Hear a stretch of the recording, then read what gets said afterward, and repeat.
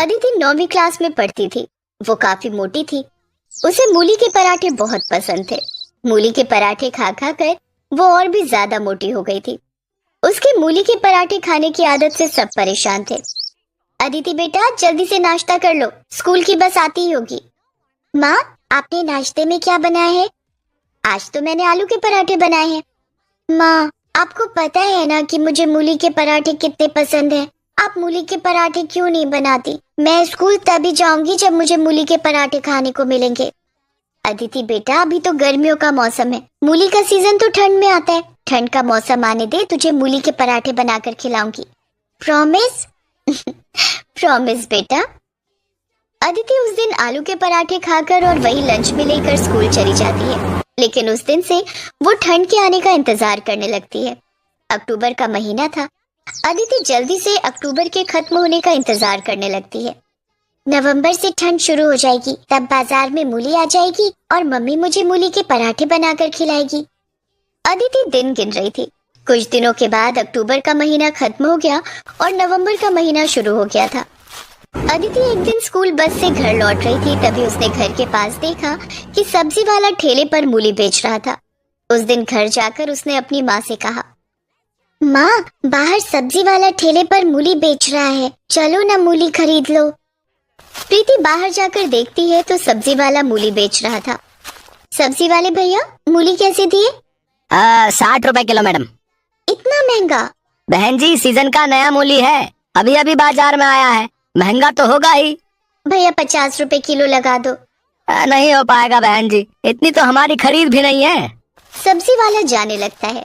अदिति जिद करने लगती है, माँ, आपने कहा था कि ठंड के मौसम में आप मूली के पराठे बना कर दोगी, आपने मूली क्यों नहीं खरीदी? प्रीति को मूली खरीदनी पड़ती है। वो सब्जी वाले को रोकती है, भैया जरा रुको, 1 किलो मूली देते जाओ। ये लो बहन जी। सब्जी वाला 1 किलो मूली प्रीति को देता है। ये लो आपके 60 रुपए। मूली देखकर अदिति बहुत खुश हो जाती है। उस रात डिनर में प्रीति मूली के पराठे बनाती है। अदिति ने 4 मूली के पराठे खा लिए। माँ, मुझे एक और पराठा चाहिए। अदिति बेटा, तूने 4 पराठे पहले ही खा लिए, जरा अपने वजन की ओर भी देख, कितना ज्यादा है। इतने पराठे खाएगी तो और मोटी हो जाएगी। ठीक है माँ, अभी मत दो, लेकिन कल सुबह नाश्ते में मुझे मूली के पराठे ही चाहिए, मैं तभी स्कूल जाऊंगी। ठीक है अदिति, कल सुबह तुझे मूली के पराठे ही दूंगी। दूसरे दिन भी प्रीति अदिति को नाश्ते में मूली के पराठे बनाकर देती है। अदिति नाश्ते में भी मूली के 4 पराठे खा जाती है। अदिति, तूने रात में भी मूली के 4 पराठे खाए थे और अभी नाश्ते में भी। बेटा, इतना ज्यादा खाएगी तो और मोटी हो जाएगी। माँ, मैं मूली के पराठे देखकर खुद को नहीं रोक सकती। मूली के पराठे खाकर अदिति स्कूल चली जाती है, लेकिन वहाँ स्कूल में क्लास टीचर उसे ब्लैक बोर्ड के पास बुलाकर कहती है कि वो बच्चों को गणित का सवाल हल करके दिखाए। अदिति ब्लैक बोर्ड पर गणित का सवाल हल कर ही रही थी कि उसने बहुत गंदी गैस छोड़ दी। मूली के पराठे खाने के कारण उसकी गैस से बहुत गंदी बदबू आ रही थी। क्लास के सभी बच्चे अपनी अपनी नाक बंद करके क्लासरूम छोड़कर बाहर आ गए। क्लास में हंगामा बच गया। अदिति, ये सब क्या है? क्या तुम स्कूल आने से पहले फ्रेश नहीं होती? होती हूँ ना मैडम, वो क्या है कि कल रात मैंने मूली के पराठे खाए थे और आज सुबह भी मूली के पराठे खाए। क्या? कल रात भी और आज सुबह भी? हाँ, मुझे मूली के पराठे बहुत पसंद हैं। लेकिन तुम्हारी पसंद का नुकसान हम सबको भरना पड़ रहा है। लेकिन अदिति को इन सब से कोई फर्क नहीं पड़ा। वो तो अब भी मूली के पराठे खाने पर उतना ही जोर देती। घर आकर उसने अपनी माँ से कहा, माँ, मूली खत्म हो गई क्या? हाँ, खत्म हो गई। सबके पराठे बनवाकर तूने खा लिए। अदिति के पिताजी वही सोफे पर बैठे थे और अपने लैपटॉप पर ऑफिस का काम कर रहे थे। उन्होंने अदिति से कहा, क्या बात है अदिति, तुम्हें मूली के पराठे खाने हैं क्या? हाँ पापा। ठीक है, मैं अभी ऑनलाइन ऑर्डर कर देता हूँ, 10 मिनट में मूली आ जाएगी। शेखर, इसने कल ही तो मूली के पराठे खाए हैं और आज सुबह नाश्ते में भी मूली खाकर स्कूल गई थी। आप भी ना इसकी हर जिद मान लेते हैं। रोज रोज मूली के पराठे कौन खाता है? खाने दो ना प्रीति, वैसे भी गर्मियों के मौसम में मूली कहाँ मिलती है, सिर्फ ठंड की ही तो बात है। थोड़ी देर में घर की घंटी बजती है और डिलीवरी बॉय मूली देने आता है। अदिति खुशी खुशी मूली रिसीव करती है और किचन में प्रीति को ला कर देती है। माँ, ये लो मूली, आज रात में मूली के पराठे बनाना। प्रीति ने अपने मन में कहा, उफ, ये मूली तो मुसीबत बन गई। प्रीति ने ना चाहते हुए भी डिनर में मूली के पराठे बनाए और अदिति ने जमकर मूली के पराठे खाए। अब तो अदिति रोज रोज प्रीति से मूली के पराठे बनाने के लिए कहती। प्रीति, अदिति के लिए मूली के पराठे रोज बना दिया करो। अदिति को अब रोज मूली के पराठे खाने के लिए मिलते, जिसे खा खा कर वो और ज्यादा मोटी हो गई थी और स्कूल में रोज गंदी गैस छोड़ती थी। स्कूल के बच्चे और टीचर सभी उसकी इस आदत से परेशान हो गए थे। इसी तरह नवंबर का महीना बीत गया और दिसंबर भी आ गया। अब तो ठंड और बढ़ गई थी। ऐसे में अदिति का मूली के पराठे खाना और भी बढ़ गया। प्रीति मूली के पराठे बनाकर और रोज रोज खाकर परेशान हो चुकी थी। एक बार की बात है, अदिति के स्कूल में वार्षिक समारोह होने वाला था। अदिति ने घर आकर शेखर को ये बात बताई। पिताजी, स्कूल में वार्षिक समारोह होने वाला है जिसमें सभी बच्चे भाग लेंगे। मैं भी एक डांस प्रोग्राम में भाग लूंगी। हाँ अदिति बेटा, तुम वार्षिक कार्यक्रम में जरूर भाग लेना। रोज डांस की प्रैक्टिस करोगी तो शायद तुम्हारा मोटापा भी थोड़ा कम हो जाएगा। लेकिन शेखर ने जैसा सोचा था वैसा नहीं हुआ। अदिति ने वार्षिक कार्यक्रम में भाग तो ले लिया, लेकिन डांस की प्रैक्टिस करने के बाद उसे और ज्यादा भूख लग जाती और वो पहले से भी ज्यादा खाना खाने लगी। अब वो पहले से ज्यादा मूली के पराठे खाती।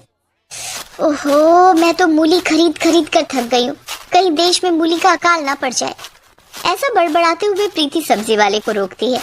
सब्जी वाले भैया, रुकना जरा। बोलिए बहन जी, क्या दूं? मेथी का साग, बथुआ का साग, ताजे ताजे बैंगन या गाजर?